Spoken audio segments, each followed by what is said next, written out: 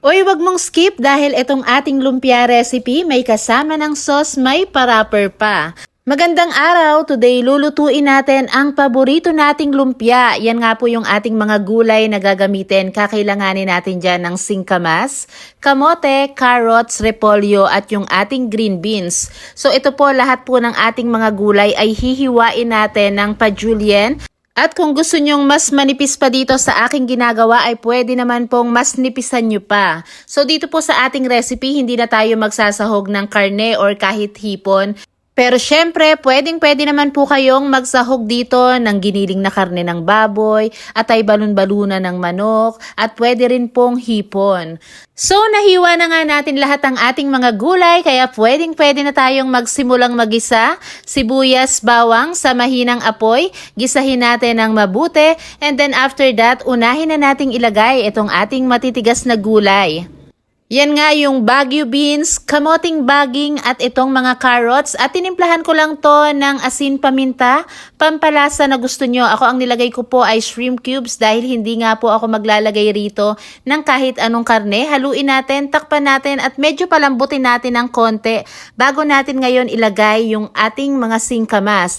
Pero kung gusto nyo naman po na medyo malambot din yung pagkakaluto ng singkamas, ay pwede nyo na po yung isama dun sa mga naunang gulay na ating nilagay, then adjust natin yung lasa. Pag okay na yung timpla at malambot na yung mga gulay, ay pwede na nating ilagay itong ating mga cabbage. So ako po ganito kalalaki talaga yung gusto kong ginagawa na pagkakahiwa. At saka medyo half cook lang po yung aking ginagawa para may nakakagat-kagat po ako. Mas masarap po kasi para sa akin yung ganong pagkakaluto. Para naman sa ating lumpia wrapper ay kakailanganin natin ng 2 piraso ng itlog. Babatihin lang natin yan, saka natin ngayon ilalagay yung ating 1/4 cup ng cornstarch, 3/4 cup ng harina, at 1 cup ng tubig. At naglagay rin po tayo dyan ng 3 tablespoon ng oil, 1 kurot na asin at 1 kurot na baking powder. Konting-konting baking powder po at yun po ay optional lang naman.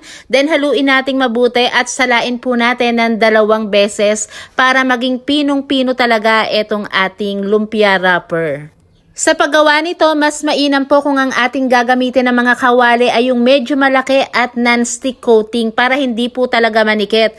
Then mahinang-mahina lang po yung ating apoy. Naglagay ako ng 1/4 cup po ang sukat. I-swirl natin agad para kumalat dito sa kawali at wag pong kalimutan, mahina lang po yung apoy. Ito po, lulutuin lang natin mga 3 minutes, okay na. At dahil nga po non-stick ang ating ginagamit, kaya napaka-easy lang po nitong alisin sa kawali. Hindi nga rin po tayo naglagay ng kahit anong oil dito sa ating pan dahil nga po non-stick ang ating gamit.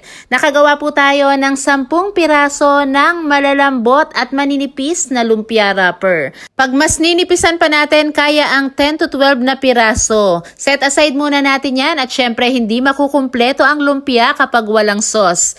1/4 cup ng cornstarch, 1/4 cup ng sugar, 2.5 to 3 cups ng tubig. Bahala na lang po kayong mag-adjust. Then timplahan natin salt, pepper, pampalasang betchin. Nag-add rin ako ng toyo. Kung ayaw nyo pong lagyan ng betchin, wag nyo pong lagyan. Then haluin natin at lulutuin lang natin to sa katamtamang apoy. Continuous po yung gagawin nating paghahalo para lang po tayong gumagawa ng manong sauce. Again, kung hindi nyo po gusto yung sobrang lapot, pwede po kayong mag-add ng tubig. Ito po kasing ganito, kapag lumamig yan, mas lalapot pa. At naglagay rin ako ng 1 tablespoon ng minced na garlic. So ito pong garlic, medyo matapang po kaya nire-rinse ko po muna bago ko ilagay. Happy, nakukumpleto at magpapasarap dito sa ating lumpia. Ibalot na nga natin to. Naglagay lang tayo dyan ng lettuce. Tapos wag po nating masyadong siksikin para naman maging maayos yung ating pagkakabalot.